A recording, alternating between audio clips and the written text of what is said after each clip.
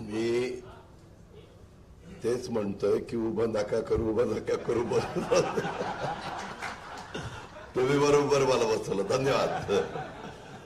आमचे कार्याध्यक्ष प्रफुल्लभाई, प्रांताध्यक्ष सुनीलजी, ज्येष्ठ नेते भुजबळ साहेब, ज्यांचा आज आपल्या सर्वांच्या साक्षीनं राष्ट्रवादी काँग्रेस पक्षामध्ये प्रवेश झाला, ते सयाजीराव शिंदे, बाबा सिद्दीकी, शिवाजीराव, तसंच विक्रम, सरोजताई, सगळे मान्यवर, पत्रकार मित्रांनो, मी खरं तर तुम्हाला माहितीये जास्त चित्रपट पाहत नाही, पण मी सयाजीरावांचे काही चित्रपट पाहिलेत आणि ते माझ्या काही प्रत्येकाला वेगवेगळे चित्रपट करणारे अभिनेते आवडतात, अभिनेत्री आवडतात.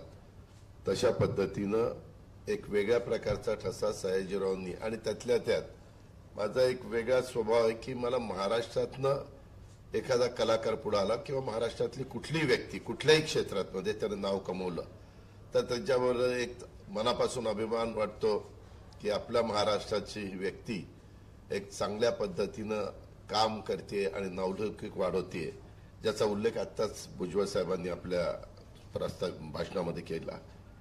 त्यामध्ये सयाजीरावांचं काम तुम्ही पण बघितलं असेल. त्यांचे चित्रपट समाजामध्ये जागरूकता वाढवतात आणि त्यांनी त्यांच्या चित्रपटात काही उत्कृष्ट अशा प्रकारची पात्र साकारलेली आपण सगळ्यांनी पाहिलेली आहे.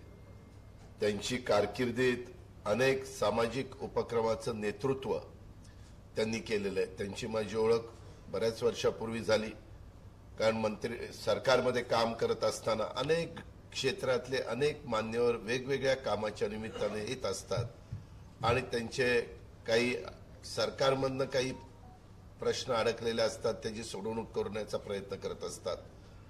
आणि मुळातच सयाजीरावांना झाडाची अतिशय आवड आहे.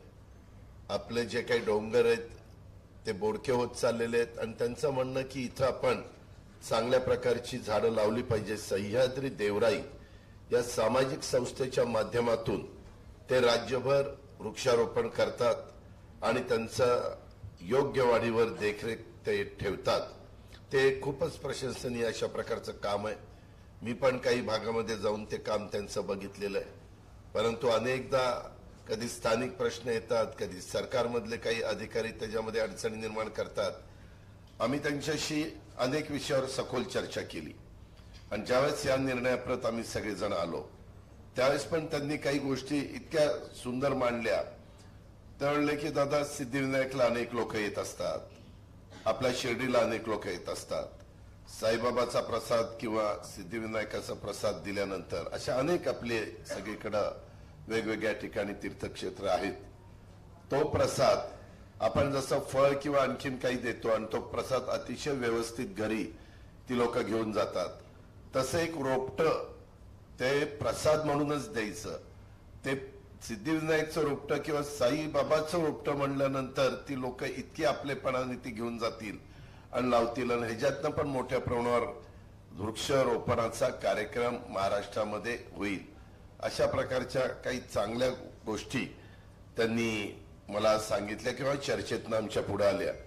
मी अजून एक बाब स्पष्ट करू इच्छितो की सयाजीरावांना पक्षामध्ये सामील होणं एक हे महत्वपूर्ण त्यांचं पाऊल आहे आणि सयाजीरावांना पक्षात कोणत्या जबाबदारी देणं आवश्यक आहे यावर आमच्यात सखोल त्या ठिकाणी चर्चा झाली आणि त्या चर्चांती आम्ही ठरवलं की त्यांना आगामी काळात, म्हणजे आता पुढे विधानसभेच्या निवडणुका आहेत, त्या काळामध्ये त्यांना आम्ही राज्यभर पक्षाचे स्टार प्रचारक म्हणून त्या ठिकाणी ते कार्य करतील आणि त्यांनी त्यांच्या पुढील राजकीय प्रवासाबद्दल त्यांनी काही गोष्टी मला विचारतात, मी काय करायचं ना. अतिशय व्यवस्थितपणे त्यांची, माझी, सुनीलजींची आणि काही सहकारी मित्रांची चर्चा झालेली आहे आणि एकंदरीतच मी पार्टीचा अध्यक्ष म्हणून अतिशय जबाबदारीनं सांगतो की राष्ट्रवादी काँग्रेस पार्टीमध्ये सयाजीराव शिंदे यांचा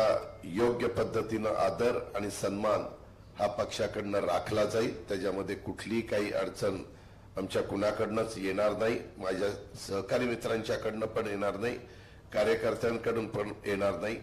मी आज एक चांगला निर्णय, उद्याच्याला विजयादशमी आहे, विजयादशमीच्या पूर्वसंध्येला हा एक चांगला निर्णय होतो, त्याचं खूप मला समाधान आहे. नवरात्राचा आज 8वा दिवस आहे, त्याच्यामध्ये उद्या 9वा दिवस आहे आणि त्याच्यामध्ये उद्या विजयादशमी तर आपण 3.5 मुहूर्तापैकी एक महत्वाचा तो दिवस आहे आणि एकंदरीतच त्याच्या पूर्वसंध्येला अशा प्रकारचं एक गोष्ट घडतीये, त्यामध्ये खूप माझ्यासारख्याला समाधान आहे.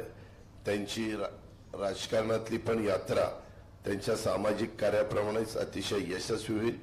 आपण सर्व एकत्र येऊन एक नवीन अध्याय लिहिण्यासाठी तयार आहोत, ज्यामध्ये आपण समाजाच्या प्रत्येक वर्गासाठी काम करू आणि त्यांना न्याय मिळवून देण्याचा प्रयत्न करू. राष्ट्रवादी काँग्रेस पक्षाची विचारधारा, पक्षाची स्थापना झाल्यापासून अशीच आहे की सर्वांना बरोबर घेऊन जायचं, सर्व जाती धर्माला, सर्व धर्म समभाव ही भूमिका सगळ्यांच्या मध्ये रुजवण्याचा प्रयत्न करायचा आणि शिवशाहू फुले आंबेडकरांची विचारधारा, ह्या विचारधारेला कुठेही तसुभार देखील त्या ठिकाणी ढळू द्यायचं नाही, तिथनं आपण बाजूला जाऊ द्यायचं नाही, अशा प्रकारचा आमचा सगळ्यांचा प्रयत्न आहे. मला एका गोष्टीचा आनंद आहे की एक चांगला निर्णय झालाय. मी पुन्हा एकदा आपल्या सर्वांच्या वतीनं, माझ्या पक्षाच्या वतीनं आमच्या सयाजीराव शिंदेंचं मनापासून स्वागत करतो आणि त्याच्यामध्ये पक्षाचं नेहमीच आम्ही पक्षामध्ये बेरजेचं राजकारण करण्याचा प्रयत्न केलाय.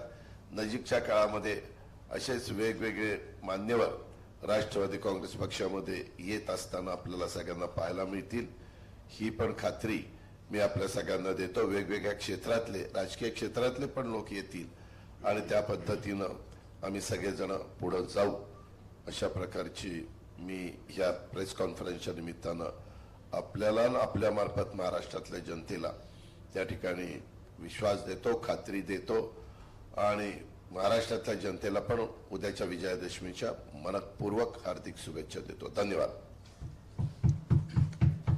मी सयाजीराव शिंदे यांना विनंती करतो की त्यांनी आज पक्षामध्ये